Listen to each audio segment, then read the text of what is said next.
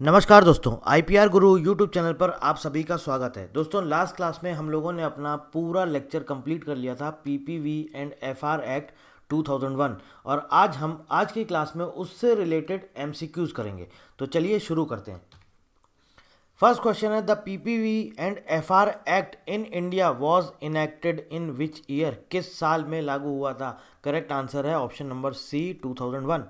Next है, protection for plant varieties under IP law is known as? किस नाम से जाना है? प्लांट वेराइटीज का अगर प्रोटेक्शन है तो आईपी लॉ के अंदर उसे किस तरह से जाना जाता है? करेक्ट आंसर है option number B, plant breeders right.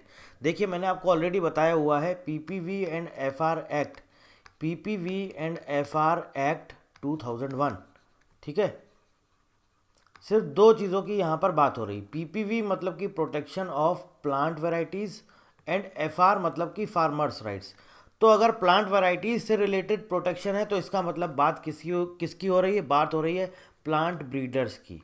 किसकी बात हो रही है? प्लांट ब्रीडर्स की। और सीधी सी बात है, अगर फार्मर्स के रिलेटेड बात हो रही है तो इसका मतलब है कि ऑब्वियस है वो फार्मर्स से रिलेटेड बात हो रही है। नेक्स्ट क्वेश्चन हमारा यही है, क्या कह रहा है? Farmers are granted protection under PPV and FR act through, क्या बोला जाता है उसको? Farmers rights. करेक्ट आंसर है option number C, farmers rights. ठीक, बहुत सिंपल है, बहुत छोटा सा चैप्टर है, ज़्यादा कुछ इसमें डिटेल में नहीं जाना है। जो जो आपको पढ़ा रहे हैं बस आप वो चलते चलिए, करते चलिए। और एमसीक्यूज इसलिए करा रहे हैं जिससे कि आपका पूरा चैप्टर जो है वो वापस से रिवाइज हो जाए, रिकॉल करना ना पड़े आपको बार बार। Who can be considered a breeder under the act? तो मैंने आपको ऑलरेडी बताया था सेक्शन नंबर 2C में ब्रीडर की डेफिनेशन डिफाइन करी गई है और वहाँ पर बोला गया है कि ब्रीडर जो है ये इंडिविजुअल भी हो सकता है, फार्मर भी हो सकता है और एक इंस्टीट्यूशन भी हो सकता है। सो करेक्ट आंसर है आपका option number D, all of the above. Which ministry establish the PPV and FR authority? तो ये भी मैंने आपको बताया था सेक्शन नंबर 3 में। पीपीवी एंड एफआर एक्ट 2001 के सेक्शन 3 में ये डिफाइन किया गया है कि आपको एक अथॉरिटी इस्टेब्लिश करनी होगी जो कि ministry of agriculture and farmers welfare के अंडर में काम करेगी। तो ये आपको समझ में आएगा किस मिनिस्ट्री के अंडर में ये अथॉरिटी आएगी? Ministry of agriculture and farmers welfare. Next question है, the headquarters of the PVV and FR authority is located in? Correct answer है option number B, New Delhi. देखिए दोस्तों, अगर आपको लग रहा है कि आपके लिए नए क्वेश्चन है, समझ में नहीं आ रहा है, तो इसका जस्ट पहले वाला प्रीवियस लेक्चर आप देख लीजिएगा जहाँ पर ये पूरा चैप्टर पढ़ाया गया है।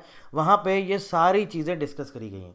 ये सिर्फ एमसीक्यूज इसलिए करा रहे हैं जिससे आपका चैप्टर रिवाइज हो जाए।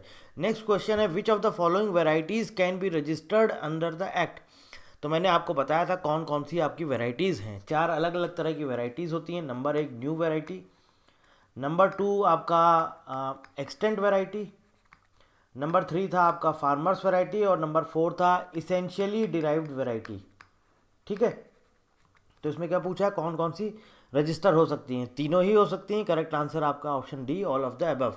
अगला कह रहा है essentially derived variety refers to, ये क्या होता है? कंप्लीटली न्यू वैरायटी होती है, variety derived from an initial variety, hybrid seed होता है या फिर जेनेटिकली मॉडिफाइड प्लांट होता है। तो मैंने आपको ऑलरेडी बताया हुआ था कि अगर कोई वैरायटी एग्जिस्ट करती है और उस वैरायटी में कोई बाद में मॉडिफिकेशन या इंप्रूवमेंट करने के बाद एक नई वैरायटी डेवलप कर दी जाती है, एक नई वैरायटी आपकी डेवलप कर दी जाती है, तो उसे क्या बोला जाता है? इसेंशियली डिराइव्ड वैरायटी, जो आपकी जो पहले वाली जो इनिशियल वैरायटी थी उसी से जो है डिराइव करी गई है।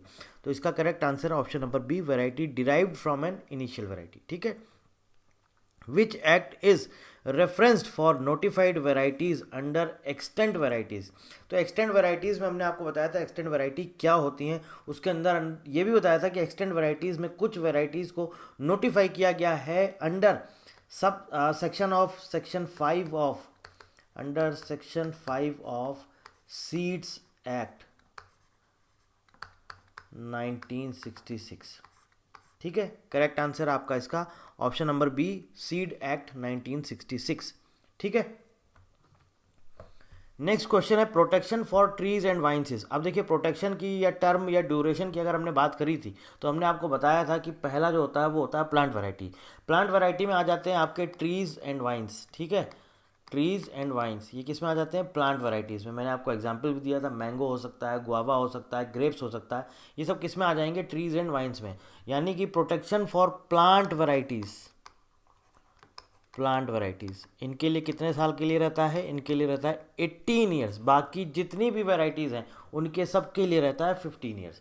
सो बाकी जो दूसरा क्वेश्चन हमारा, protection for other crops, correct answer option C 15 years. Protection for extant varieties, इसका भी करेक्ट आंसर दोस्तों होगा 15 ईयर्स। और ये हम आपको पिछली क्लास में सारी चीज़ें हम ऑलरेडी यहाँ पर आपकी डिस्कस कर चुके हैं। चलिए नेक्स्ट क्वेश्चन कह रहा है यूपीओवी स्टैंड्स फॉर। ये यूपीओवी क्या है?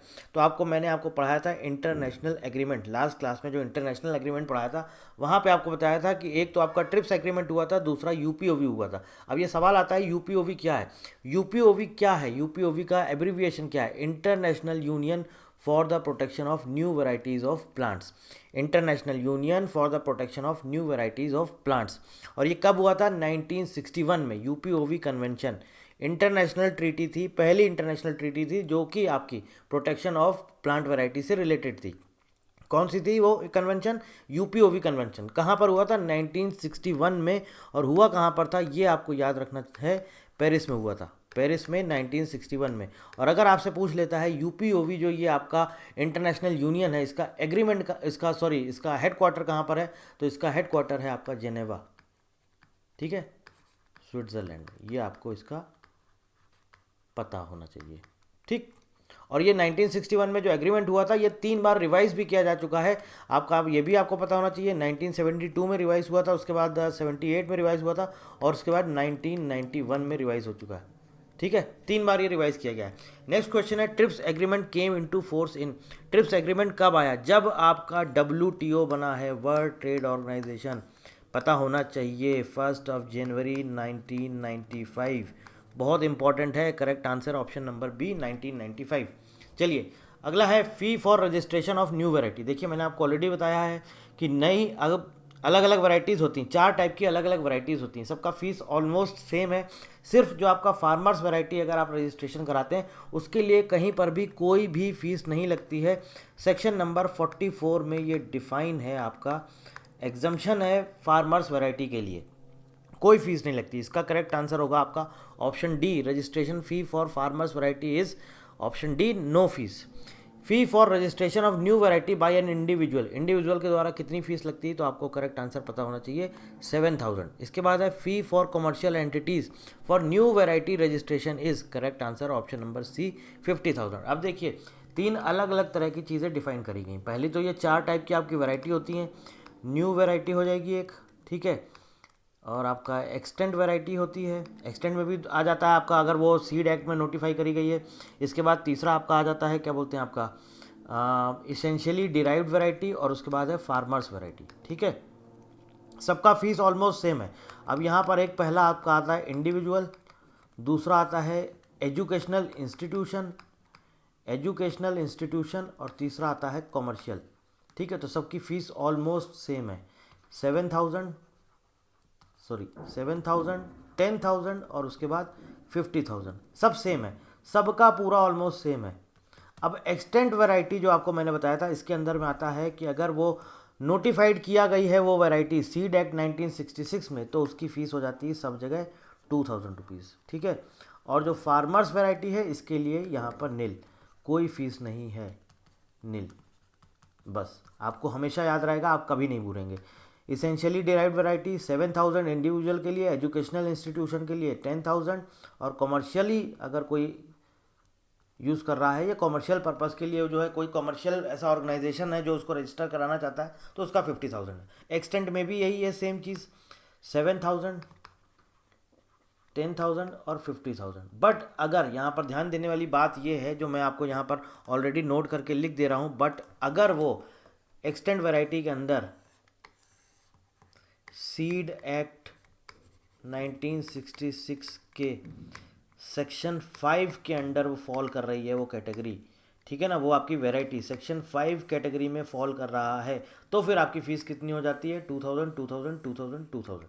बस ये इंपॉर्टेंट है, आपको पता रखना है। और ये सेक्शन नंबर 44 में डिफाइन किया गया है फार्मर्स वैरायटी के लिए, किसी तरह का कोई फीस नहीं है। एक मैं आपको चीज़ बताना भूल गया था लास्ट टाइम पे, एक और आपको बता देता हूँ, इंपॉर्टेंट है। सेक्शन नंबर 64 में डिफाइन किया गया है इन्फ्रिंजमेंट,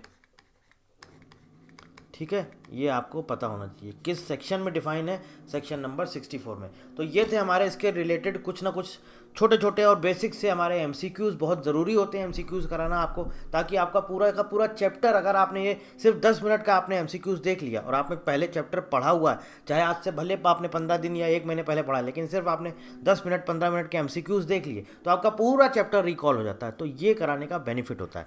आगे हम लोग चलेंगे अपनी फर्दर नेक्स्ट क्लासेस की ओर मूव ऑन करेंगे। आईपी की जितनी 10 कैटेगरीज हैं वो पूरी पूरी कंप्लीट हो गई हैं।